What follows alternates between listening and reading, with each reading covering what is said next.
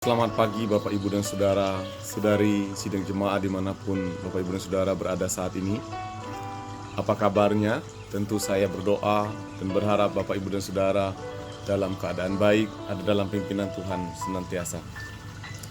Pagi ini kita bersyukur kepada Tuhan karena anugerah dan pertolongan Tuhan. Kita bisa menikmati udara pagi, kita bisa menghirup udara yang begitu segar. Ini semua adalah ciptaan Tuhan yang luar biasa.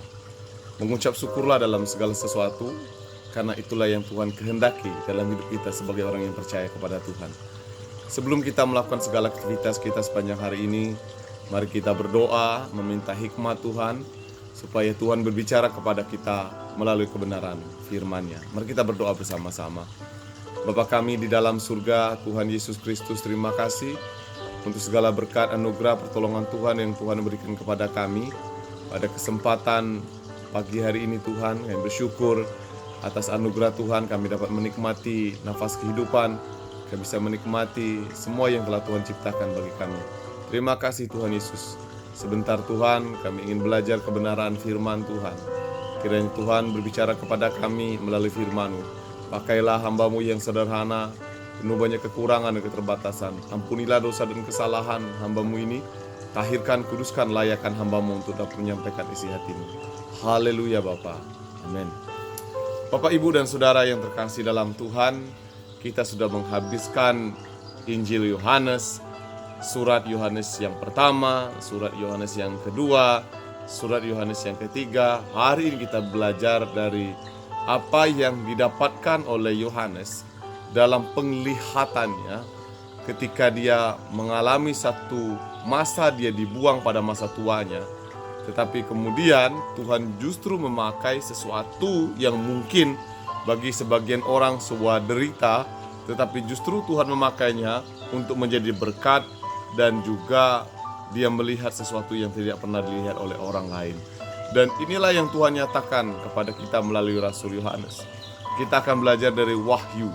Dan hari ini kita belajar Wahyu dalam Wahyu pasal yang pertama ayat 1 sampai yang ketiga, dimulai dengan judul, beginilah kata firman Tuhan. Inilah wahyu Yesus Kristus yang dikaruniakan Allah kepadanya, supaya ditunjukkan kepadanya, kepada hamba-hambanya, apa yang harus segera terjadi. Dan oleh malaikatnya yang diutusnya, ia telah menyatakan kepada hambanya Yohanes. Yohanes telah bersaksi tentang firman Allah dan tentang kesaksian yang diberikan oleh Yesus Kristus, yaitu segala sesuatu yang telah dilihatnya. Berbahagialah ia yang membacakan dan mereka yang mendengarkan kata-kata nubuat ini, dan yang telah menurut apa yang ada tertulis di dalamnya, sebab waktunya sudah dekat. Perhatikan apa yang kita baru baca tadi. Inilah pernyataan Tuhan tentang Yohanes.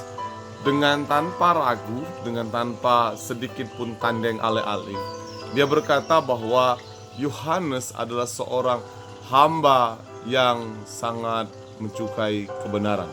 Hidupnya adalah benar. Hidupnya telah menyukakan hati Allah. Dan inilah yang sesungguhnya tujuan mengapa manusia ada dalam dunia ini, yaitu menyukakan hati Allah. Maka tidak ragu-ragu Tuhan menyebut Yohanes sebagai rasul, menyebutnya sebagai hambanya, sebagai orang yang dikasihinya, sebagai orang yang dipercayainya, untuk berbicara kepada manusia dengan perantaraan Yohanes. Nah, inilah yang dia sampaikan, mengapa dia memilih Yohanes menjadi rasul, menjadi hamba.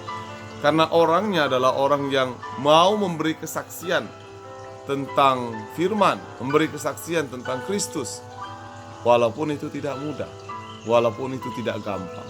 Kemudian ayat ketiga dia berkata, bahagialah mereka yang membacakan. Membacakan apa? Membacakan dari nubuatan ini, dari kitab Wahyu ini. Ada bedanya nubuatan dengan